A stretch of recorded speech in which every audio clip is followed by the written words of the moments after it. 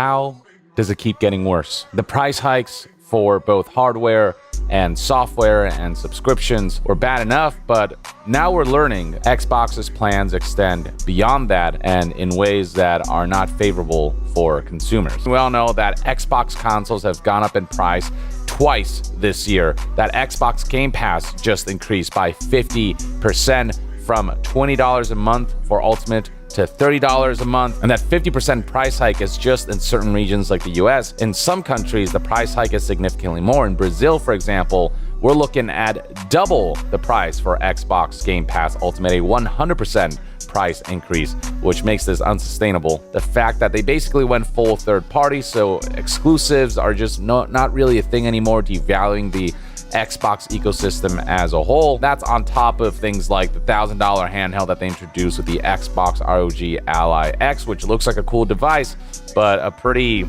tall asking price, especially with expectations that it'd be about $100 to $200 cheaper than that. We're looking at basically with $30 a month, that's $360 annually.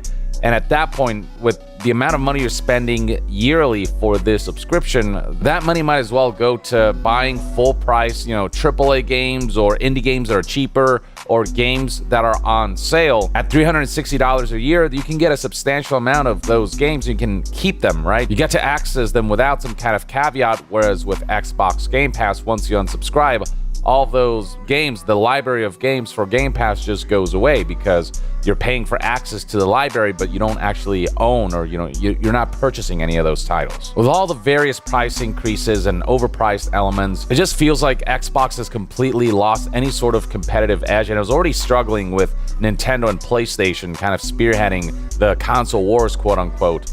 But now with this Game Pass Ultimate price hike, this being kind of their flagship service, people really just can't find any value in any aspect of Xbox anymore.